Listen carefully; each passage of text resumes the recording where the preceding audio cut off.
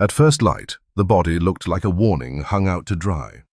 A dead American paratrooper dangled upside down from a wild olive tree beside the salt road. His silk tangled in the upper branches, his boots turning in the wind.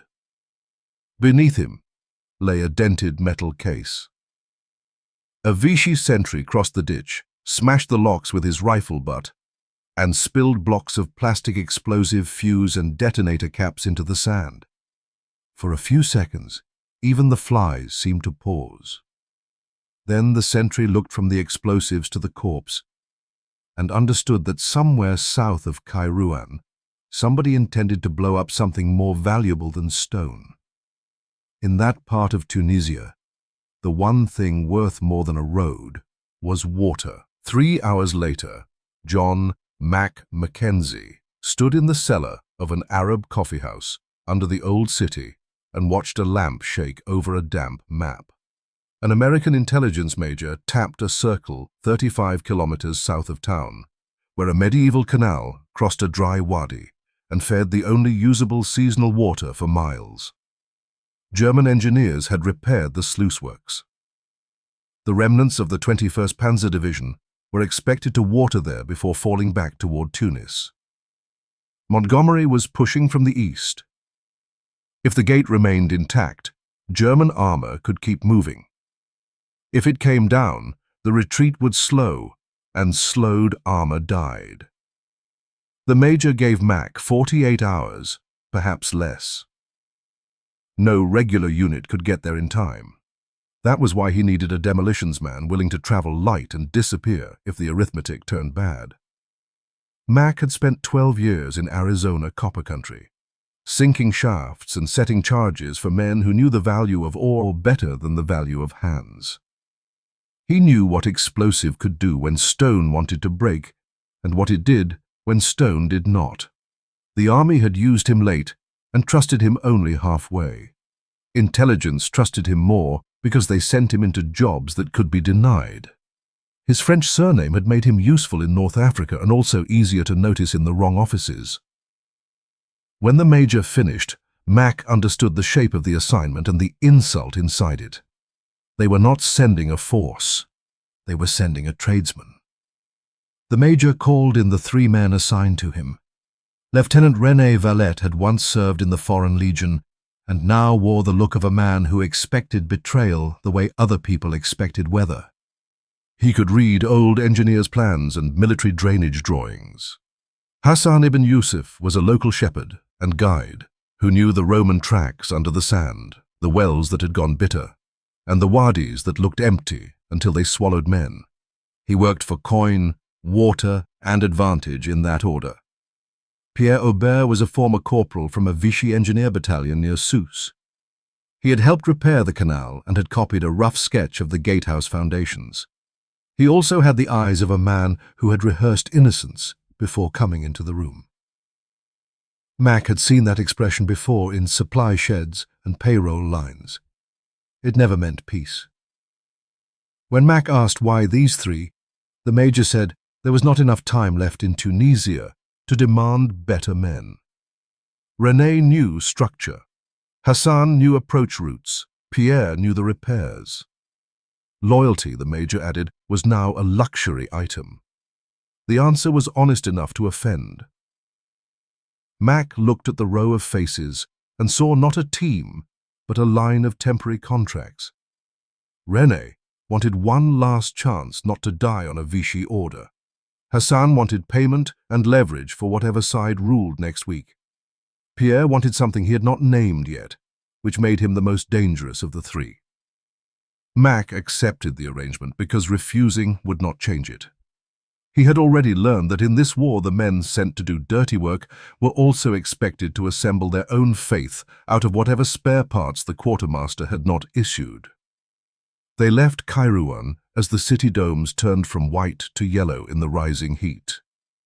2 mules carried water, charges, rope, and a metal box holding the electrical firing assembly. Hassan took the lead once the road broke into stone and thorn. René rode badly and smoked too much. Pierre spoke only once, to say that the gate apron had been reinforced with concrete and would need a precise charge to fail cleanly. Then he lapsed into silence. Behind them, the holy city sank back into glare. Ahead lay open country, scored by wadis and old Roman cuts that vanished whenever the light shifted. Mac rode with the map inside his shirt, and the feeling, hard to prove but impossible to ignore, that somebody in town had watched them leave with more interest than curiosity. The plane announced itself first as a shadow, and then as an engine whine dropping through the heat. A German reconnaissance aircraft banked over the track. Hassan threw himself flat and shouted for the mule line to split. René reached for his rifle. Pierre looked up only once, and in that look, Mac caught something worse than fear. Recognition. The first burst of machine gun fire kicked dust around the pack animals. Mac lunged for the mule carrying the firing apparatus, but the beast tore free, bolted off the track, and hit a buried mine, no different in color from the rest of the desert floor. The explosion lifted leather, wood, and blood into the air. When the smoke cleared, the mule was gone, the box was gone, and the job had changed shape in a single second. They dragged what they could into a shallow cut, while the plane circled once and pulled away. No second attack came. That meant the pilot had seen enough, and was content to leave the rest to men on the ground. Mac and René dug through the wrecked loads and found the plastic charges, a handful of caps, and one coil of 30-minute safety fuse wrapped in waxed cloth. The blasting machine was gone. So were the electrical leads. The reinforced gate still lay hours ahead. If they laid the charges by hand and lit that fuse at the wall, somebody would have to trust 30 minutes of burning cord more than any promise of rescue. René measured the distance with his eyes and said the mission had just become an elegant way to bury volunteers. Hassan offered the only alternative. South of the repaired section, he said, the medieval canal sat on top of an older Roman watercourse. Parts of the old channel had collapsed, but parts remained open. There was an entrance hidden in a limestone cleft where shepherd boys sometimes crawled in during wet seasons to reach trapped animals. The tunnel might let them come up close to the gate without crossing the exposed slope. It also held stagnant air and weak roof sections, and men had suffocated there before. René called it a choice between open execution and underground suicide. Mac looked at the fuse in his hand and decided the difference no longer mattered. Above ground, they would be seen. Below ground, they might at least reach the wall first. He ended the argument before it became sentimental. They would take the Roman channel. René cursed him because he had expected exactly that answer. Pierre said nothing. Mac took out his Colt, checked it, lowered the hammer, and placed it in Pierre's hand. If the tunnel turned poisonous and he started drowning on bad air, Pierre was to do what miners did for each other when stone left no space for mercy. Pierre looked at the pistol as though Mac had laid a confession there instead of a weapon. Mac himself was not sure whether he had just extended trust, set a test, or marked the moment when everyone in the file silently admitted that the mission might end with one of them shooting another in the dark. By noon, they reached the hidden mouth of the old channel, where thorn scrub concealed a crack in limestone. They cut the loads down, cached what they could not carry, and crawled inside. At once, the desert dropped away. The air turned old, wet, and metallic. Hassan went first with a shaded lantern because the tunnel answered best to him. René followed with the copied sketch pressed to a board. Mac came behind them with the charges. Pierre took the rear, the Colt tucked into his belt. Every yard inward made the world smaller and the consequences larger. In a mine, Mac thought, a man at least knew who had sunk the shaft. Here, they were entering a throat older than the war, and it cared nothing for flags. The tunnel widened into a chamber where stale water glazed the floor and roots hung from the roof like black wire. Their lamp flame thinned and wavered. René muttered about gas pockets. Hassan knelt at a fork, touched the slime on one wall, and chose the passage where the hidden moisture ran colder. Mac had known men in Arizona who could hear bad rock through a shovel handle. Hassan read underground water the same way. The skill made him priceless for the next hour, and dangerous for every hour after that. More than once the stone under Mac's palm trembled with traffic above them. Trucks, perhaps armored cars, were moving on the surface road. The war was no longer somewhere ahead. It was directly over their heads. Pierre's sketch betrayed them before the tunnel did. The copied plan showed a line of supporting piers beneath the gatehouse apron, but the spacing Mac found by touch was wrong. He counted steps, checked the wall, counted again. The load should have thickened in one direction, and did not. René checked the drawing, then the stone, and his face turned hard. One bearing mark had been shifted just enough to place the charges against the wrong structural line. If they followed the map, they might crack masonry, trap themselves underground, and leave the gate standing. René drove Pierre into the wall and put a knife under his jaw. Pierre did not deny it for long. Vichy security in Tunis, he said. His wife and daughter had been taken after he vanished from his unit. He had been promised their release if he delayed any sabotage at the Canal. He was to provide a plausible drawing, not a foolish one, and report what route the saboteurs used. He had not expected the reconnaissance plane so early. He had not expected Mac to catch the false mark in darkness. René wanted to kill him on the spot. Hassan said a dead liar at least stopped talking. Mac looked at Pierre and saw neither ideology nor courage. He saw a frightened man who had sold strangers for a promise he could not verify. That did not make him innocent. It made him useful one last time. Mac took back the pistol and handed Pierre the false sketch. Pierre was going topside with it. He would tell the Vichy line that the saboteurs had entered the old channel, become lost in a partial cave-in, and abandoned the attempt. He would say the explosives were stuck in a flooded chamber and no longer a danger. If the enemy believed the danger had passed, they might relax around the gate. If they believed the tunnel itself had turned against the mission, they might move engineers or guards exactly where Mac wanted them. Pierre stared at him as if trying to understand why he was being spared. Mac did not call it mercy. He was simply pushing one more unstable charge into place and waiting to see where it would break. They sent Pierre back. The dark swallowed his lamp. René kept his knife out a while longer and told Mac that mercy in war was usually vanity with a better story. Mac answered that he had offered no mercy at all. Then they moved deeper. The roof lowered.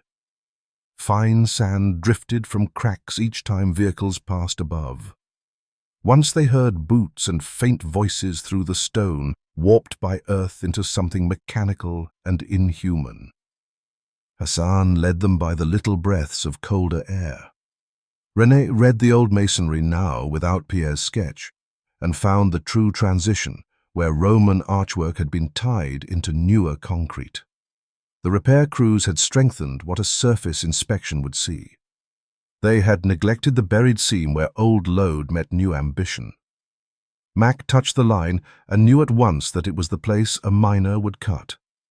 He hand-drilled shallow pockets along that seam and packed the plastic carefully while René marked stress points with chalk. The charge cluster would never have passed a formal inspection, but formal inspections were for men who expected to leave. Hassan kept one hand on the wall and warned whenever vibrations shifted overhead. A patrol passed so close above them that dust shook into the lantern flame. Mac kept working.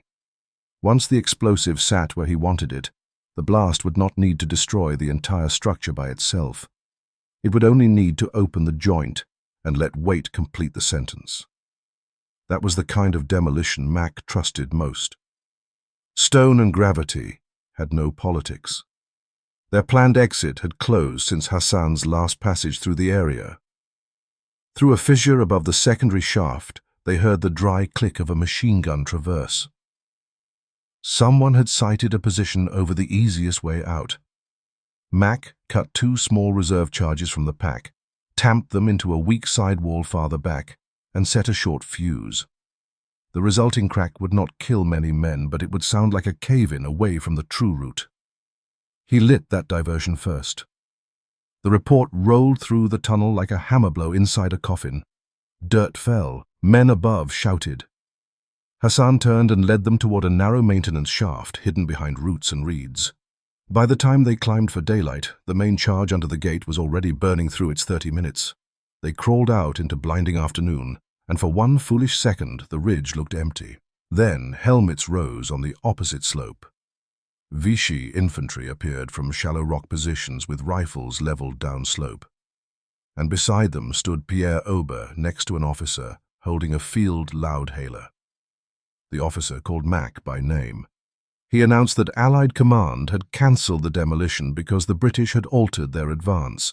Surrender now, he said, and there would be safe conduct, even leniency for the Legion deserter. Mac checked his watch. 28 minutes remained.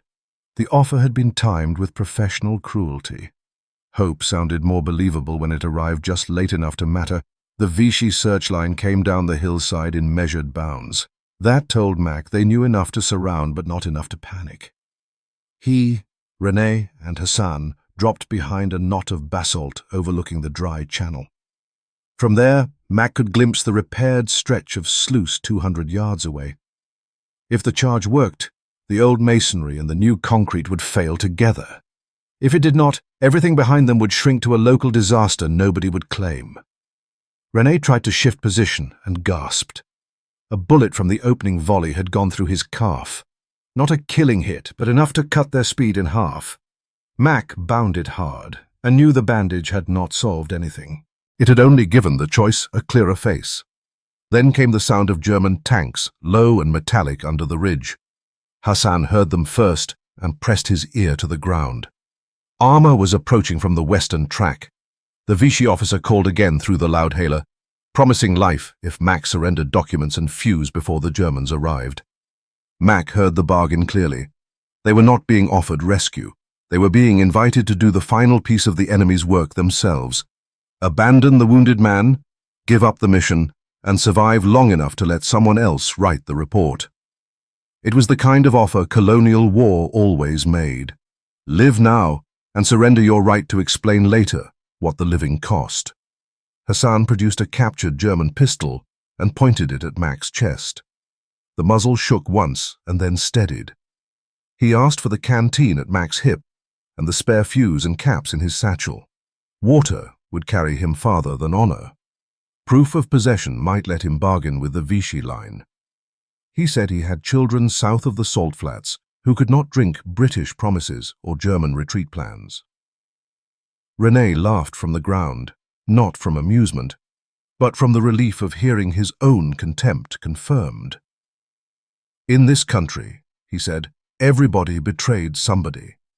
The only question was whether one admitted it before or after the shooting. Mac did not draw. If he fought Hassan now, the slope would erupt, the tanks would drink, and the canal would survive the afternoon. Instead, he unhooked the canteen and tossed it into the dust. Then he lit a cigarette and offered the pack to René. The absurdity of the gesture broke the moment more effectively than anger could have done.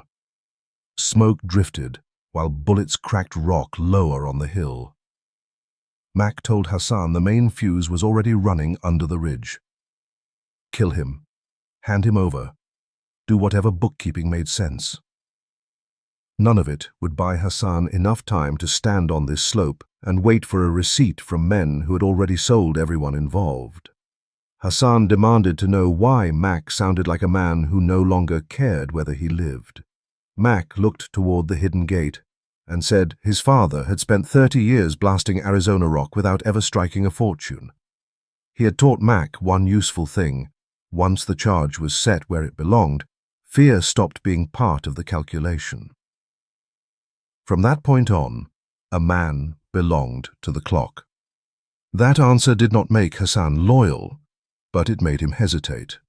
A man who no longer priced his own life was difficult to threaten and impossible to buy. Across the slope, the Vichy line tightened. Pierre stood beside the machine gun team, too far for Mac to read his face, close enough to see his uncertainty. Mac felt, for the first time that day, that the mission no longer belonged to headquarters or generals or even strategy. Those had all spent themselves. The only weight left was whether he would betray himself in the last minutes, the way fear had trained everyone around him to do. If he surrendered now, he might live into a version of events that called caution wisdom. He would also live knowing he had walked away after loading the hill. The break came from Pierre. He shouted in Arabic so the local auxiliaries would understand before the officers did. "They lied," he screamed. His family had been released days earlier. They had lied about all of it. Then he ran uphill toward the machine gun nest with a grenade in his hand and the doomed speed of a man who finally saw that cowardice had bought him nothing. A burst caught him in the back, but he reached the position before he fell. The grenade went off almost at the muzzle. Sand, cloth, and steel jumped into the air. Every head on the slope turned toward the blast. It was the smallest possible opening and the only one Mac was going to get. Hassan fired twice at the nearest Vichy rifleman and then dropped beside René. Without asking permission, he heaved the wounded Frenchman across his shoulders. René swore, then clamped his teeth on the rest. Mac grabbed the signal cartridges from his satchel and ran upward toward a rock shelf overlooking the sluice. Bullets broke stone around him. He climbed anyway, because height was suddenly worth more than cover. From the shelf he saw the German tanks at last, 3 Panzer IIIs nosing into the Wadi bed in column, hatches open, crews intent on the water point ahead. They had not yet understood that the center of the battlefield was now an invisible line of burning fuse under the gate. Mac fired the first red flare high. It bloomed over the canal in a dirty crimson star. He fired the second lower and farther west, then the third directly above the sluice apron. Colored flares meant lane marks, emergency signals, target indication. Under pressure, no tanker ignored them. The lead panzer swung toward the signal. The second followed. The third kept close. Through the open hatch of the lead vehicle, Mac could see the commander searching for whoever had marked the spot. The tank rolled on to the reinforced apron and stopped almost exactly above the buried seam Mac had charged below. Men began lowering containers toward the trickle in the basin. At that distance, he should have been running. Instead, he waited, because a miner always wanted to see whether the mountain had understood. The blast started underground and arrived above as judgment. First came a deep inward thump, almost too small for hope. Then the seam opened. The apron under the lead tank split apart, and the machine lurched nose first as the foundation dropped beneath it. The second tank reared when water and broken concrete punched upward into its tracks. The third tried to reverse and had no time. Ancient stone, fresh repair work, steel, fuel, and a season's pressure went up together. A column of water hurled slabs of masonry, burning oil, and armored fragments into the sky. The sound did not strike Mac so much as occupy the whole air around him. The ridge kicked him sideways. Something hit his shoulder. Then the world folded into red flare smoke, white water, and falling rock. When he woke, the war had shrunk to canvas, iodine, and pain. He lay on a British campaign cot in an advanced aid station with his chest bound and one ear still full of the roar of the blast. René occupied the next cot, pale and viciously alive, his leg in splints and a forbidden cigarette between 2 fingers. He told Mac he had been unconscious for 3 days. Montgomery had gone past. Staff officers were saying the demolition had done more than destroy a water source. It had cut the retreat at the place where machines and nerve depended on the same thing. René said it in the tone of a man offended to have survived alongside a useful myth. What caught Mac's eye was the canteen on the crate beside his bed. It was rusted, blackened, and half-wrapped with a strip of blue cloth. Someone had filled it. Condensation darkened the wood underneath. Mac lifted it and drank. The water tasted warm and metallic and unimaginably real. René said Hassan had brought it at dawn, left it with the orderlies, and gone out again, wearing a British-issue headcloth and the expression of a man who had discovered that victors paid better than fugitives. Then René added that Hassan had carried him under fire for nearly a mile before handing him over to a British patrol. Men, he concluded, were vile in theory and inconvenient in detail. Near sunset, the tent flap opened, and Hassan stood there with the last light behind him. He did not step fully inside. He only touched 2 fingers to his brow, too respectful to be mockery, too ironic to be military. Mac raised the canteen in reply. No speech passed between them. Whatever had needed saying had already been burned into the ridge south of Kairouan. Mac thought of Pierre then. His real name might survive in a church ledger or a police file, perhaps nowhere. Nobody in the aid station asked about him. The reports would mention a successful demolition, destroyed armor, disrupted retreat. They would not mention the miner, the deserter, the guide for hire, and the frightened Vichy corporal who found one useful piece of courage only after every profitable choice had failed him. That night, Mac lay back and let the pain settle into its proper corners. Men would later tell him he had blown a canal to slow a retreat. They would not be wrong, only incomplete. What had been destroyed south of Kairouan was not masonry alone. It was a chain of bargains, built on thirst, fear, and the habit of dressing treachery up as realism. For one afternoon, under a murderous sun, above an old Roman throat full of bad air, several men had been offered the usual choices of war, and had made, too late but unmistakably, a few better ones. He drank again from Hassan's canteen and closed his eyes. Only then did he understand that the bell had not tolled for commanders with maps pinned to cellar crates, nor for the flags stitched on sleeves. It had tolled for men like Pierre, who were afraid, for men like Hassan, who counted survival by the skin, for men like René, who mistook contempt for wisdom, and for Mac himself, who had learned that after the charge was laid, there was no honorable way left but forward. Later people would ask who the bell had been for. He would know the answer. It was for him. It was also for every coward who, at the edge of the blast, managed at last to live or die like a decent man,